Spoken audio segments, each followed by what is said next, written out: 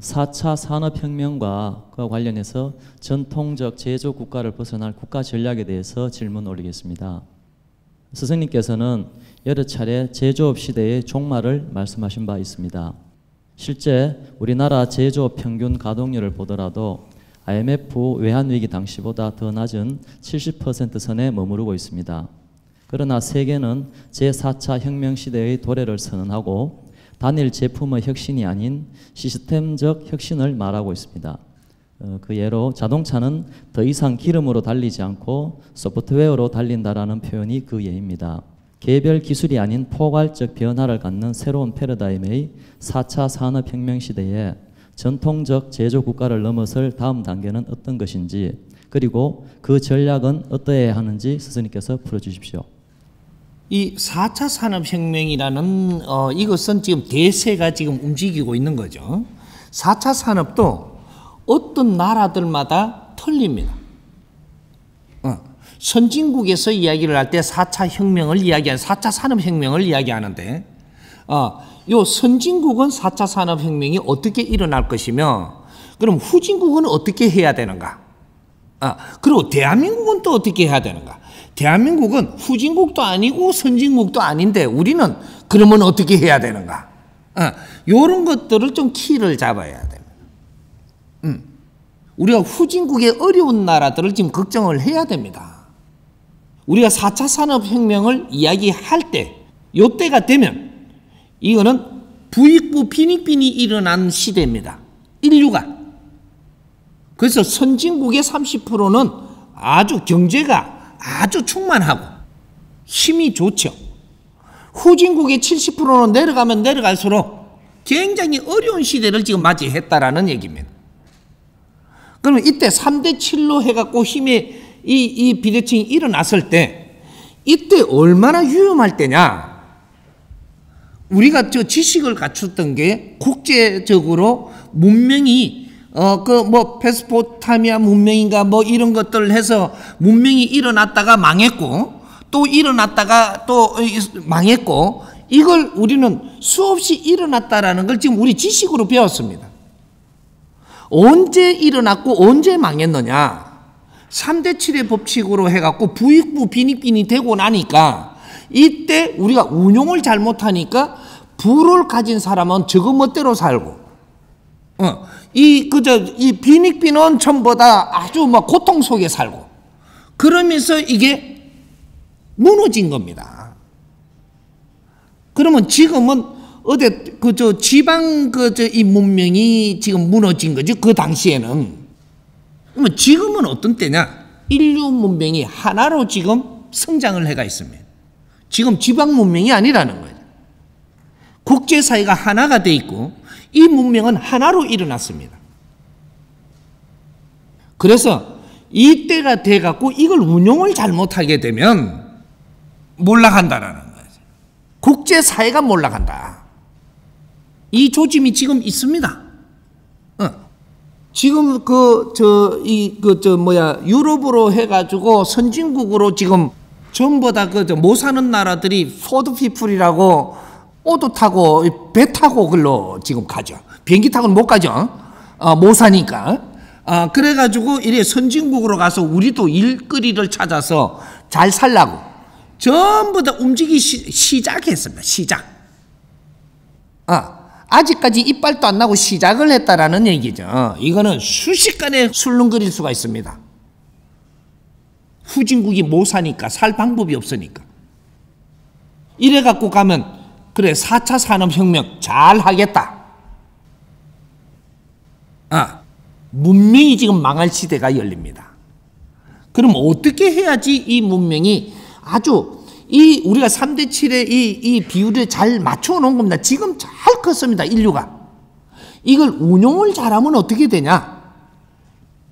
빛나는 사회가 되고, 빛나는 삶이 일어나는 이 지구촌이 됩니다.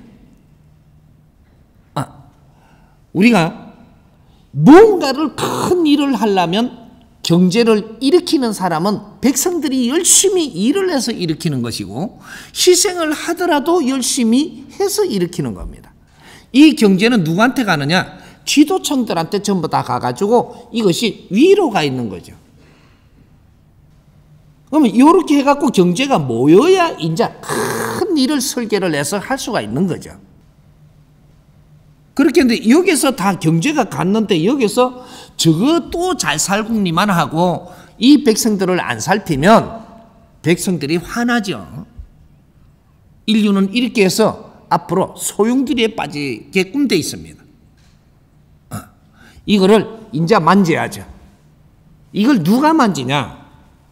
이 부자가 된 사람들이 지금 이걸 만질 수 있느냐? 선진국은 못 만집니다. 왜? 자기 나라 체제가 너무 지금 컸기 때문에 이걸 운용을 하는데 신경을 쓰지 후진국을 위해서 우리가 어떤 설계를 못 합니다. 그럼 후진국이 만지느냐? 못 만지죠. 먹고 살기도 힘든데 그런데 어떻게 신경을 쓰냐? 그러면 만질 사람은 누구냐? 선진국도 아닌 후진국도 아닌 진보, 중산, 중간에 있는 이 사람들이 만지는 겁니다. 인류를 연구하는 것은 대한민국 사람들이다 이 말이죠. 우리는 선진국의 이 발바닥에 있습니다. 후진국의 머리 꼭대기에 앉아 있어요. 3대 7의 법칙으로. 우리가 어떻게 하느냐 따라서 선진국하고 후진국하고 잘 융화시켜가지고 이것이 이제 이 사회를 이끌어 나가는데 존경받으면서 후진국은 또 선진국을 또 존중하면서 선진국은 또 후진국을 아끼면서 어떻게 이 지구촌을 잘 이끌어 나갈 수 있는 패러다임을 열어갈 것이냐? 그건 대한민국에 달려 있습니다. 우리가 이 일을 못한다면 4차 산업혁명 대한민국에는 일어나지 않습니다. 우리가 1차적으로 이만큼 힘을 갖췄으니까 2차로 가기 위해서는 이만큼 일으키 준 이 백성들을 살펴야 됩니다. 그 길을 먼저 조금 이렇게 손을 봐놓고 그 다음 산업으로 가면 이게 이루어집니다. 그러니까 우리가 앞으로 대한민국은 우리가 무엇을 해야 되는가를 지금 찾아야 됩니다. 선진국이 가니까 우리도 따라간다 이래 가면 안 되고 대한민국이 무엇을 해야 되는가를 우리 거를 찾아야 된다라는 거죠. 그러면 답부터 이야기하면 대한민국의 4차 산업혁명은 문화혁명이 일어나야 됩니다. 문화 콘텐츠, 인류가 바르게 살아나갈 수 있는 또 우리가 가정이 바르게 살 수 있는 방법을 찾아서 이 문화를 지금 국제사회에 지금 공급을 해줘야 됩니다. 그리고 후진국은 어떻게 살아야 된다라는 길을 이끌어줘야 되고 선진국은 어떻게 해서 후진국의 존경을 받으면서 이렇게 인류의 이 전보다 힘을 얻을 수 있는가를 이걸 이끌어줘야 되고 이는 새로운 패러다임의 길을 찾아주는 문화혁명.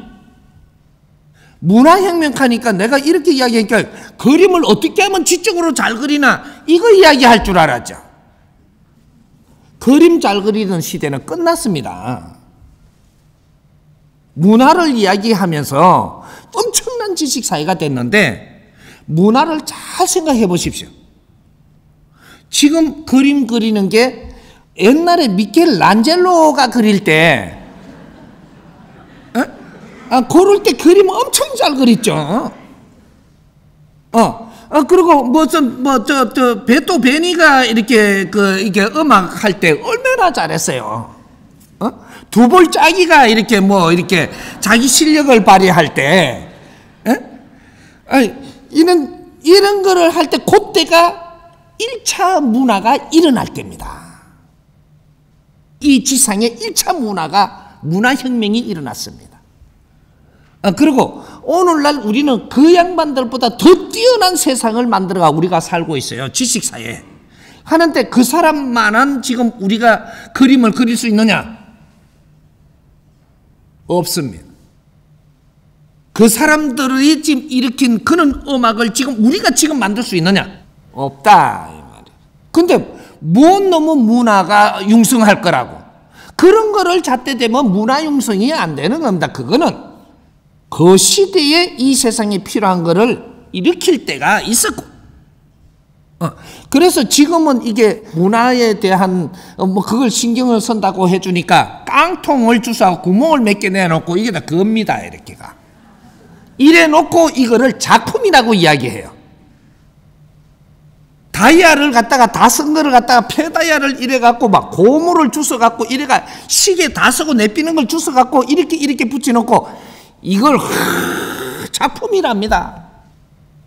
잘들 한다. 참 놀고 앉았다 참말로.